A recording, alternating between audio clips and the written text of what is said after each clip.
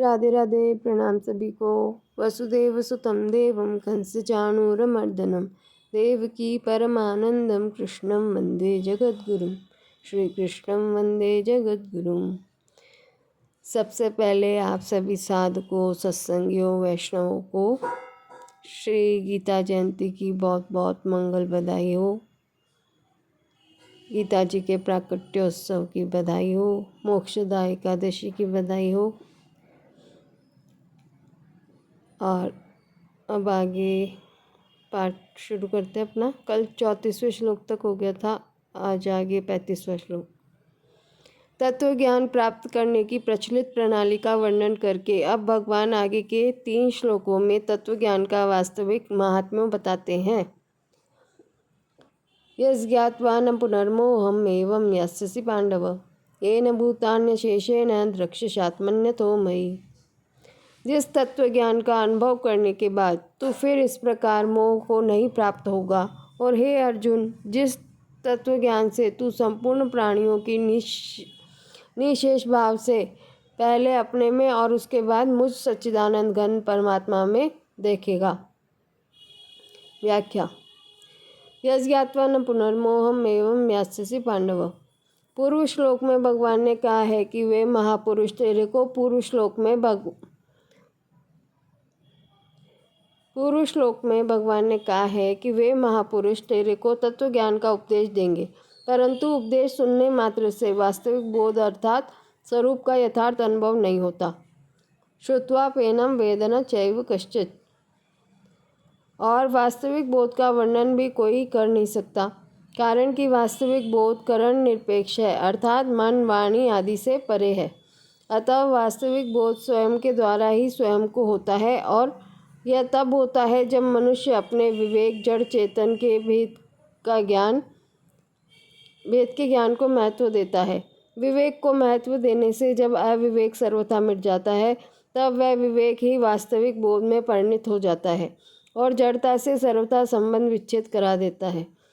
वास्तविक बोध होने पर फिर कभी मोह नहीं होता। गीता के पहले अध्याय में अर्जुन का मोह प्रकट होता है कि युद्ध में सभी कुटुंबी, सगे संबंधी लोग मर जाएंगे तो उन्हें पिंड और जल देने वाला कौन होगा। पिंड और जल न देने से वे नरकों में गिर जाएंगे। जो जीवित रह जाएंगे उन स्त्रियों और बच्चों का निर्वाह और पालन कैसे होगा, आदि आदि।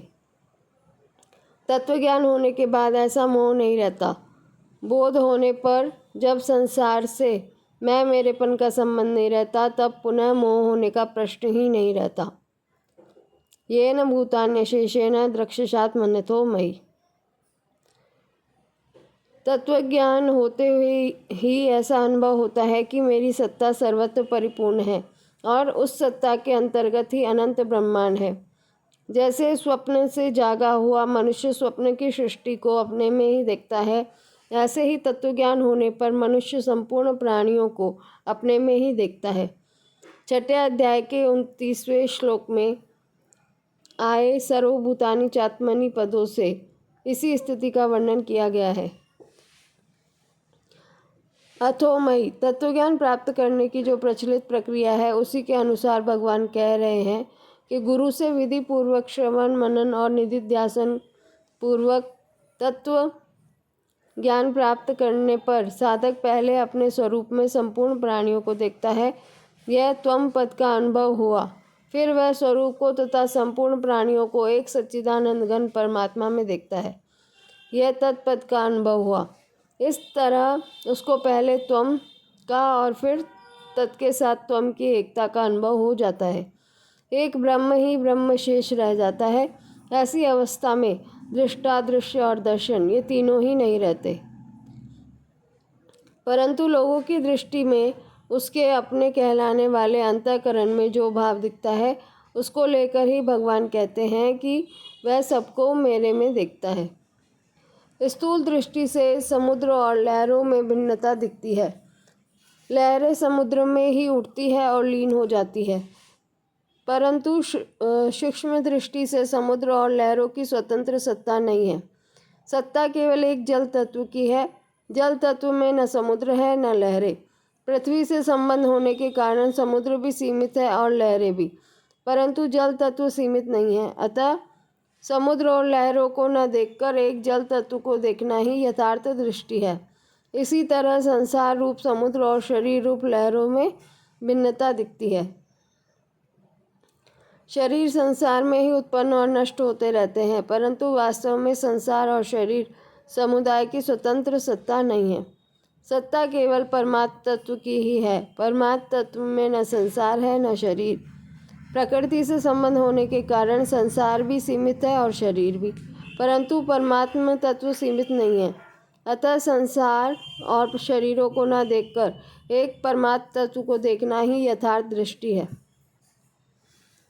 परिशिष्ट भाव। तत्वज्ञान अथवा अज्ञान का नाश एक ही बार होता है और सदा के लिए होता है। तात्पर्य है कि तत्वज्ञान की आवृत्ति नहीं होती। वह एक बार अनुभव में आ गया तो सदा के लिए आ ही गया। कारण कि जब अज्ञान की स्वतंत्र सत्ता ही नहीं है तो फिर पुनः अज्ञान कैसे होगा। अतः नित्य निवृत्त अज्ञान की ही निवृत्ति होती है और नित्य प्राप्त तत्व की ही प्राप्ति होती है। स्वयं सत्ता मात्र तथा बोध स्वरूप है। बोध का अनादर करने से हमने असत को स्वीकार किया और असत को स्वीकार करने से अविवेक हुआ। तात्पर्य है कि बोध से विमुख होकर हमने असत को सत्ता दी और असत को सत्ता देने से विवेक का अनादर हुआ। वास्तव में बोध का अनादर किया नहीं है, प्रत्युत अनादिकाल से अनादर है।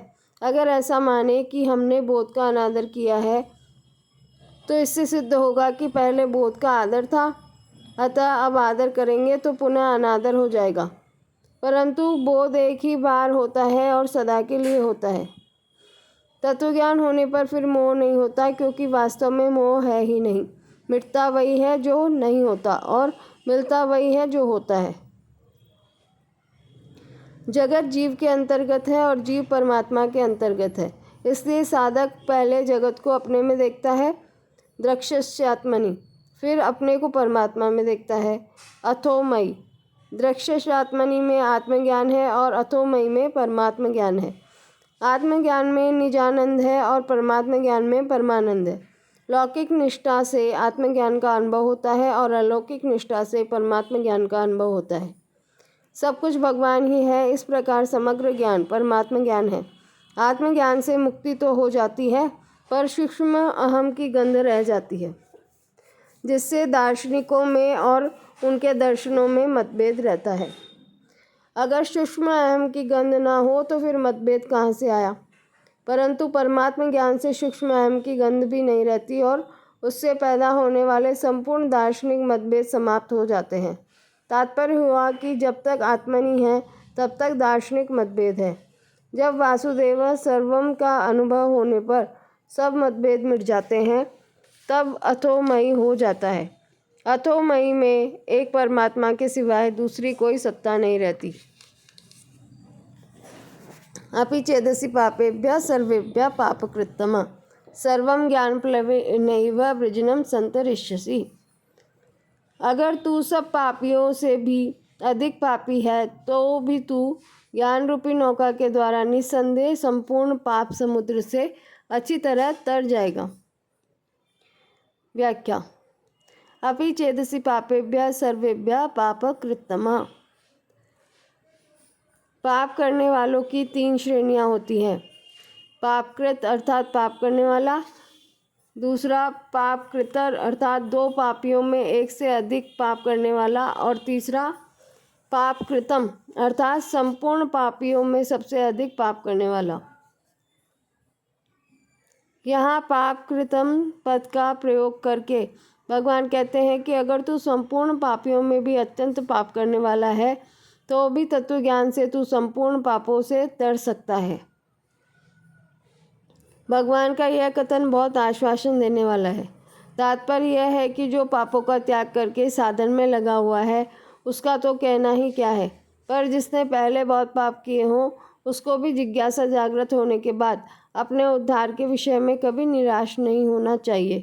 कारण कि पापी से पापी मनुष्य भी यदि चाहे तो इसी जन्म में अभी अपना कल्याण कर सकता है। पुराने पाप उतने बाधक नहीं होते जितने वर्तमान के पाप बाधक होते हैं। अगर मनुष्य वर्तमान में पाप करना छोड़ दे और निश्चय कर ले कि अब मैं कभी पाप नहीं करूँगा और केवल तत्व ज्ञान को प्राप्त करूँगा, तो उसके पापों का नाश होते देरी नहीं लगती। यदि कहीं 100 वर्षों से घना अंधेरा छाया हो और वहाँ दीपक जला दिया जाए, तो उस अंधेरे को दूर करके प्रकाश करने में दीपक को 100 वर्ष नहीं लगते। प्रत्युत दीपक जलाते ही तत्काल अंधेरा मिट जाता है।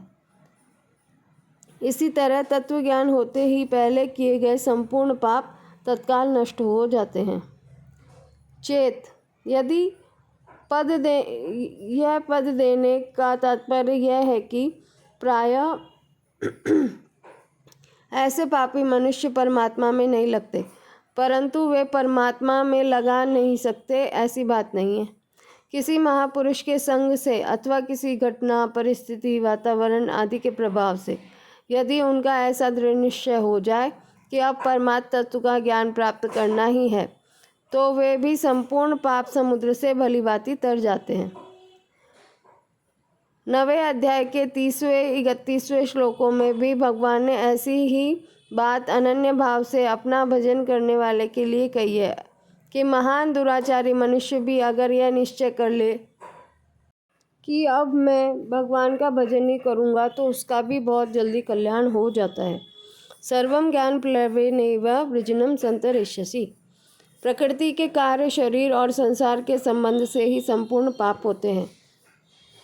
तत्व ज्ञान होने पर जब इनसे सर्वथा संबंध विच्छेद हो जाता है, तब पाप कैसे रह सकते हैं। मूल भावे कुतः शाखा। परमात्मा के स्वतः सिद्ध ज्ञान के साथ एक होना ही ज्ञान प्लव अर्थात ज्ञान रूप नौका का प्राप्त होना है। मनुष्य कितना ही पापी क्यों न रहा हो, ज्ञान रूप नौका से वह संपूर्ण पाप समुद्र से अच्छी तरह तर जाता है। यह ज्ञान रूप नौका कभी टूटती फूटती नहीं, इसमें कभी छिद्र नहीं होता और यह कभी डूबती भी नहीं। यह मनुष्य को पाप समुद्र से पार करा देती है। ज्ञान यज्ञ 4 अध्याय का 33वां श्लोक से ही यह ज्ञान रूप नौका प्राप्त होती है। यह ज्ञान यज्ञ आरंभ से ही विवेक को लेकर चलता है और तत्व ज्ञान में इसकी पूर्णता हो जाती है। पूर्णता होने पर लेश मात्र भी पाप नहीं रहता। परिशिष्ट भाव। यहाँ भगवान ने पापेभ्य सर्वेभ्य पापकृत्तम पदों से पापी की आखिरी हद बता दी है। यद्यपि पापेभ्य पद बहुवचन होने से संपूर्ण पापियों का वाचक है, फिर भी भगवान ने इसके साथ सर्वेभ्य पद दिया। सर्वेभ्य पद भी संपूर्ण का वाचक है। ये 2 पद देने के बाद भी भगवान ने पापकृतम पद और दिया है, जो अतिशयता का बोधक है। पहले पापकृत होता है, फिर पापकृतर होता है और फिर पापकृतम होता है। तात्पर्य निकला कि संपूर्ण संसार में जितने भी पापी हो सकते हैं, उन संपूर्ण पापियों से भी जो अत्यधिक पापी है, उसको भी ज्ञान प्राप्त हो सकता है। कारण कि पाप कितने ही क्यों न हो, वे है तो असत ही, जबकि ज्ञान सत्य है। सत्य के आगे असत कैसे टिक सकता है। पाप अपवित्र है, जबकि ज्ञान परम पवित्र है। अपवित्र वस्तु पवित्र वस्तु को कैसे अटका सकती है। अतः पापों में ज्ञान को अटकाने की ताकत नहीं है। ज्ञान प्राप्ति में खास बाधा है नाशवान सुख की आसक्ति। भोगासक्ति के कारण ही मनुष्य की पारमार्थिक विषय में रुचि नहीं होती और रुचि न होने से ही ज्ञान की प्राप्ति बड़ी कठिन प्रतीत होती है। यथैधांसि समिद्धोऽग्निर्भस्मसात् कुरुते अर्जुन, ज्ञानाग्नि सर्वकर्माणि भस्मसात् कुरुते तथा। हे अर्जुन, जैसे प्रज्वलित अग्नि ईंधनों को सर्वथा भस्म कर देती है, ऐसे ही ज्ञान रूपी अग्नि संपूर्ण कर्मों को सर्वथा भस्म कर देती है। व्याख्या। यथैधांसि समिद्धोऽग्निर्भस्मसात् कुरुते अर्जुन। पीछे के श्लोक में भगवान ने ज्ञान रूपी नौका के द्वारा संपूर्ण पाप समुद्र को तरने की बात कही है। उससे यह प्रश्न पैदा होता है कि पाप समुद्र तो शेष रहता ही है, फिर उसका क्या होगा। अतः भगवान पुनः दूसरा दृष्टांत देते हुए कहते हैं कि जैसे प्रज्वलित अग्नि काष्ठ आदि संपूर्ण ईंधनों को इस प्रकार भस्म कर देती है कि उनका किंचन मात्र भी अंश शेष नहीं रहता। ऐसे ही ज्ञान रूप अग्नि संपूर्ण पापों को इस प्रकार भस्म कर देती है कि उनका किंचन मात्र भी अंश शेष नहीं रहता। ज्ञानाग्नि सर्वकर्माणि भस्मसात् कुरुते तथा। जैसे अग्नि काष्ठ को भस्म कर देती है, ऐसे ही तत्वज्ञान रूपी अग्नि संचित प्रारब्ध और क्रियमाण तीनों कर्मों को भस्म कर देती है। जैसे अग्नि में काष्ठ का अत्यंत अभाव हो जाता है, ऐसे ही तत्वज्ञान में संपूर्ण कर्मों का अत्यंत अभाव हो जाता है। तात्पर्य यह है कि ज्ञान होने पर कर्मों से अथवा संसार से सर्वथा संबंध विच्छेद हो जाता है। संबंध विच्छेद होने पर संसार की स्वतंत्र सत्ता का अनुभव नहीं होता, प्रत्युत एक परमात्मा तत्व ही शेष रहता है। वास्तव में मात्र क्रियाएं प्रकृति के द्वारा ही होती हैं। उन क्रियाओं से अपना संबंध मान लेने से कर्म होते हैं। नाड़ियों में रक्त प्रवाह होना, शरीर का बालक से जवान होना, श्वासों का आना जाना, भोजन का पचना आदि क्रियाएं जिस समष्टि प्रकृति से होती है, उसी प्रकृति से खाना पीना, चलना बैठना, देखना बोलना आदि क्रियाएं भी होती है। परंतु मनुष्य अज्ञानवश उन क्रियाओं से अपना संबंध मान लेता है, अर्थात अपने को उन क्रियाओं का कर्ता मान लेता है। इससे वे क्रियाएं कर्म बनकर मनुष्य को बांध देती हैं। इस प्रकार माने हुए संबंध से ही कर्म होते हैं, अन्यथा क्रियाएं ही होती हैं। तत्वज्ञान होने पर अनेक जन्मों के संचित कर्म सर्वथा नष्ट हो जाते हैं, कारण कि सभी संचित कर्म अज्ञान के आश्रित रहते हैं। अतः ज्ञान होते ही वे नष्ट हो जाते हैं। तत्वज्ञान होने पर कर्तृत्व अभिमान नहीं रहता, अतः सभी क्रियमाण कर्म अकर्म हो जाते हैं, अर्थात फलजनक नहीं होते। प्रारब्ध कर्म का घटना अंश तो जब तक शरीर रहता है तब तक रहता है, परंतु ज्ञानी पर उसका कोई असर नहीं पड़ता, कारण कि तत्वज्ञान होने पर भोक्तृत्व नहीं रहता। अतः अनुकूल प्रतिकूल परिस्थिति सामने आने पर वह सुखी दुखी नहीं होता। इस प्रकार तत्वज्ञान होने पर संचित प्रारब्ध और क्रियमाण तीनों कर्मों से किंचन मात्र भी संबंध नहीं रहता। कर्मों से अपना संबंध न रहने से कर्म नहीं रहते, भस्म रह जाती है, अर्थात सभी कर्म अकर्म हो जाते हैं। अब भगवान आगे कहे श्लोक के पूर्वार्ध में तत्वज्ञान की महिमा बताते हुए उत्तरार्ध में कर्मयोग की विशेष महत्ता प्रकट करते हैं। न हि ज्ञानेन सदृशं पवित्रमिह विद्यते तत्स्वयं योग संसिद्ध कालेन आत्मनि विन्दति। इस मनुष्य लोक में ज्ञान के समान पवित्र करने वाला निसंदेह दूसरा कोई साधन नहीं है, जिसका योग भलीभांति सिद्ध हो गया है। वह कर्मयोगी उस तत्व ज्ञान को अवश्य ही स्वयं अपने आप में पा लेता है। व्याख्या। न ही ज्ञानेन सदृशम पवित्रमिह विद्यते। यहाँ ईह पद मनुष्य लोक का वाचक है, क्योंकि सबकी सब पवित्रता इस मनुष्य लोक में ही प्राप्त की जाती है। पवित्रता प्राप्त करने का अधिकार और अवसर मनुष्य शरीर में ही है, ऐसा अधिकार किसी अन्य शरीर में नहीं है। अलग अलग लोकों के अधिकार भी मनुष्य लोक से ही मिलते हैं। संसार की स्वतंत्र सत्ता को मानने से तथा उससे सुख लेने की इच्छा ही संपूर्ण दोष पाप उत्पन्न होते हैं। तत्वज्ञान होने पर जब संसार की स्वतंत्र सत्ता ही नहीं रहती, तब संपूर्ण पापों का सर्वथा नाश हो जाता है और महान पवित्रता आ जाती है। इसलिए संसार में ज्ञान के समान पवित्र करने वाला दूसरा कोई साधन है ही नहीं। संसार में यज्ञ दान तप पूजा व्रत उपवास जप ध्यान प्राणायाम आदि जितने साधन हैं तथा गंगा यमुना गोदावरी आदि जितने तीर्थ हैं, वे सभी मनुष्य के पापों का नाश करके उसे पवित्र करने वाले हैं। परंतु उन सब में भी तत्वज्ञान के समान पवित्र करने वाला भी कोई साधन तीर्थ आदि नहीं है, क्योंकि वे सब तत्वज्ञान के साधन हैं और तत्वज्ञान उन सब का साध्य है। परमात्मा पवित्रों के भी पवित्र है, पवित्राणाम पवित्रम।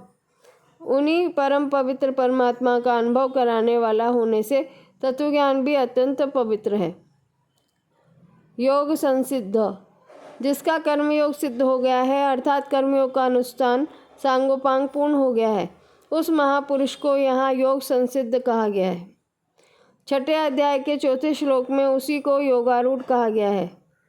योगारूढ़ होना कर्मयोग की अंतिम अवस्था है। योगारूढ़ होते ही तत्वबोध हो जाता है। तत्वबोध हो जाने पर संसार से सर्वथा संबंध विच्छेद हो जाता है। कर्मयोग की मुख्य बात है अपना कुछ भी न मानकर संपूर्ण कर्म संसार के हित के लिए करना, अपने लिए कुछ भी न करना। ऐसा करने पर सामग्री और क्रियाशक्ति दोनों का प्रवाह संसार की सेवा में हो जाता है। संसार की सेवा में प्रवाह होने पर मैं सेवक हूँ ऐसा अहम का भाव भी नहीं रहता, अर्थात सेवक नहीं रहता, केवल सेवा रह जाती है। इस प्रकार जब सेवक सेवा बनकर सेवे में लीन हो जाता है तब प्रकृति के कार्य, शरीर तथा संसार से सर्वथा वियोग संबंध विच्छेद हो जाता है। वियोग होने पर संसार की स्वतंत्र सत्ता नहीं रह जाती, केवल क्रिया रह जाती है। इसी को योग की संसिद्धि अर्थात सम्यक सिद्धि कहते हैं। कर्म और फल की आसक्ति से ही योग का अनुभव नहीं होता। वास्तव में कर्मों और पदार्थों से संबंध विच्छेद स्वतः सिद्ध है, कारण कि कर्म और पदार्थ तो अनित्य हैं और अपना स्वरूप नित्य है। अनित्य कर्मों से नित्य स्वरूप को क्या मिल सकता है? इसलिए स्वरूप को कर्मों के द्वारा कुछ नहीं पाना है। यह कर्म विज्ञान है। कर्म विज्ञान का अनुभव होने पर कर्म फल से भी संबंध विच्छेद हो जाता है, अर्थात कर्मजन्य सुख लेने की आसक्ति सर्वथा मिट जाती है, जिसके मिटते ही परमात्मा के साथ अपने स्वाभाविक नित्य संबंध का अनुभव हो जाता है, जो योग विज्ञान है। योग विज्ञान का अनुभव होना ही योग की संसिद्धि है। तत्स्वयं कालेन आत्मनि विन्दति। जिस तत्व ज्ञान से संपूर्ण कर्म भस्म हो जाते हैं और जिसके समान पवित्र करने वाला संसार में दूसरा कोई साधन नहीं है, उसी तत्व ज्ञान को कर्मयोगी योग संसिद्ध होने पर दूसरे किसी साधन के बिना स्वयं अपने आप में ही तत्काल प्राप्त कर लेता है। 34वें श्लोक में भगवान ने बताया था कि प्रचलित प्रणाली के अनुसार कर्मों का त्याग करके गुरु के पास जाने पर भी वे तत्व ज्ञान का उपदेश देंगे। उपदेश्यन्ति ते ज्ञानम, किंतु गुरु तो उपदेश दे देंगे पर उससे तत्व ज्ञान हो ही जाएगा ऐसा निश्चित नहीं है। फिर भी भगवान यहाँ बताते हैं कि कर्मयोग की प्रणाली से कर्म करने वाले मनुष्य को योग संसिद्धि मिल जाने पर तत्व ज्ञान हो ही जाता है। उपयुक्त पदों में आया कालेन पद विशेष ध्यान देने योग्य है। भगवान ने व्याकरण की दृष्टि से कालीन पद तृतीया में प्रयुक्त करके यह बताया है कि कर्मयोग से अवश्य ही तत्वज्ञान अथवा परमात्म तत्व का अनुभव हो जाता है। स्वयं पद देने का तात्पर्य यह है कि तत्वज्ञान प्राप्त करने के लिए कर्मयोगी को किसी गुरु की, ग्रंथ की या दूसरे किसी साधन की अपेक्षा नहीं है। कर्मयोग की विधि से कर्तव्य कर्म करते हुए ही उसे अपने आप तत्वज्ञान प्राप्त हो जाएगा। आत्मनि विन्दति पदों का तात्पर्य है कि तत्व ज्ञान को प्राप्त करने के लिए कर्मयोगी को किसी दूसरी जगह जाने की जरूरत नहीं है। कर्मयोग सिद्ध होने पर उसे अपने आप में ही स्वतः सिद्ध तत्व ज्ञान का अनुभव हो जाता है। परमात्मा सब जगह परिपूर्ण होने से अपने में भी है। जहाँ साधक मैं हूँ रूप से अपने आप को मानता है, वही परमात्मा विराजमान है। परंतु परमात्मा से विमुख होकर संसार से अपना संबंध मान लेने के कारण अपने आप में स्थित परमात्मा का अनुभव नहीं होता। कर्मयोग का ठीक ठीक अनुष्ठान करने से जब संसार से सर्वथा संबंध विच्छेद हो जाता है, अर्थात संसार से तादात्म्य, ममता और कामना मिट जाती है, तब उसे अपने आप में ही तत्व का सुखपूर्वक अनुभव हो जाता है। निर्द्वंद्वो ही महाबाहो सुखम बंधात प्रमुच्यते। परमात्म तत्व का ज्ञान करण निरपेक्ष है, इसलिए उसका अनुभव अपने आप से ही हो सकता है, इंद्रियां, मन, बुद्धि आदि कारणों से नहीं। साधक किसी भी उपाय से तत्व को जानने का प्रयत्न क्यों न करे, पर अंत में वह अपने आप से ही तत्व को जानेगा। श्रवण, मनन आदि साधन तत्व ज्ञान प्राप्त करने में असंभावना, विपरीत भावना आदि ज्ञान की बाधाओं को दूर करने वाले परंपरागत साधन माने जा सकते हैं, पर वास्तविक बोध अपने आप से ही होता है। कारण कि मन बुद्धि आदि सब जड़ हैं। जड़ के द्वारा उस चिन्मय तत्व को कैसे जाना जा सकता है जो जड़ से सर्वथा अतीत है। वास्तव में तत्व का अनुभव जड़ के संबंध विच्छेद से होता है, जड़ के द्वारा नहीं। जैसे आँखों से संसार को तो देखा जा सकता है, पर आँखों से आँखों को नहीं देखा जा सकता। परंतु यह कहा जा सकता है कि जिससे देखते हैं वही आँख है। इसी प्रकार जो सबको जानने वाला है उसे किसके द्वारा जाना जा सकता है? विज्ञातार मरे केन विजानियात। परंतु जिससे संपूर्ण वस्तुओं का ज्ञान होता है वही परमात्म तत्व है। विशेष बात, इस अध्याय के 33वें से 37वें श्लोक तक भगवान ने ज्ञान की जो प्रशंसा की है उससे ज्ञान योग की विशेष महिमा झलकती है, परंतु वास्तव में उसे ज्ञान योग की ही महिमा मान लेना उचित प्रतीत नहीं होता। गहरा विचार करें तो इसमें अर्जुन के प्रति भगवान का एक गूढ़ अभिप्राय प्रतीत होता है। जो तत्व ज्ञान इतना महान और पवित्र है तथा जिस ज्ञान को प्राप्त करने के लिए मैं तुझे तत्वदर्शी महापुरुष के पास जाने की आज्ञा दे रहा हूँ, उस ज्ञान को तू स्वयं कर्मयोग के द्वारा अवश्य में प्राप्त कर सकता है। तत्स्वयं योग संसिद्ध कालेनात्मनि विन्दति। इस प्रकार ज्ञान योग की प्रशंसा के ये श्लोक वास्तव में प्रकारांतर से कर्मयोग की ही विशेषता महिमा बताने के लिए हैं। भगवान का अभिप्राय यह नहीं था कि अर्जुन ज्ञानियों के पास जाकर ज्ञान प्राप्त करे। भगवान का अभिप्राय यह था कि जो ज्ञान इतनी दुर्लभता से ज्ञानियों के पास रहकर उसकी सेवा करके और विनयपूर्वक प्रश्नोत्तर करके तथा उनके अनुसार श्रवण मनन और निधिध्यासन करके प्राप्त करेगा, वही ज्ञान तुझे कर्मयोग की विधि से प्राप्त कर्तव्य का पालन करने से ही प्राप्त हो जाएगा। जिस तत्व ज्ञान के लिए मैंने तत्वदर्शी महापुरुषों के पास जाने की प्रेरणा की वह तत्व ज्ञान प्राप्त हो ही जाएगा, यह निश्चित नहीं है, क्योंकि जिस पुरुष के पास जाओगे वह तत्वदर्शी ही है इसका क्या पता, और उस महापुरुष के प्रति श्रद्धा की कमी भी रह सकती है। दूसरी बात, इस प्रक्रिया में पहले संपूर्ण प्राणियों को अपने में देखेगा और उसके बाद संपूर्ण प्राणियों को एक परमात्म तत्व में देखेगा। इस प्रकार ज्ञान प्राप्त करने की इस प्रक्रिया में संशय तथा विलंब की संभावना है, परंतु कर्मयोग के द्वारा अन्य पुरुष की अपेक्षा के बिना अवश्य में और तत्काल उस तत्व ज्ञान का अनुभव हो जाता है। इसलिए मैं तेरे लिए कर्मयोग को ही ठीक समझता हूँ, अतः तुझे प्रचलित प्रणाली के ज्ञान का उपदेश मैं नहीं दूंगा। भगवान तो महापुरुषों के भी महापुरुष हैं, अतः वे अर्जुन को किसी दूसरे महापुरुष के पास जाकर ज्ञान सीखने के लिए कैसे कह सकते हैं।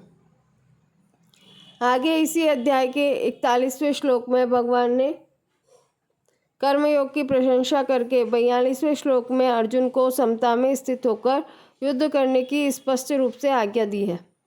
परिशिष्ट भाव, पवित्रमीय। अपवित्रता संसार के संबंध से आती है। तत्वज्ञान होने पर जब संसार का अत्यंत अभाव हो जाता है तब अपवित्रता रहने का प्रश्न ही पैदा नहीं होता। इसलिए ज्ञान में किंचन मात्र भी अपवित्रता जड़ता विकार नहीं है। यह पद लोक का वाचक है। तात्पर्य है कि तत्व ज्ञान लौकिक है जबकि परमात्म ज्ञान अलौकिक है। इससे आगे के श्लोक की चर्चा कल करेंगे। और आज गीता जयंती पे सबने क्या क्या किया, गीता पाठ और नित्य पठनीय 5 श्लोकों का पाठ भी जरूर किया होगा। 5 श्लोकों में तो 2 मिनट लगेगी, अगर नहीं भी किया है सुबह से तो आप कर सकते हैं। 4थे अध्याय के 6ठे श्लोक से 10वें श्लोक तक 4 ये और एक वसुदेव सुतम देवम वाला श्लोक,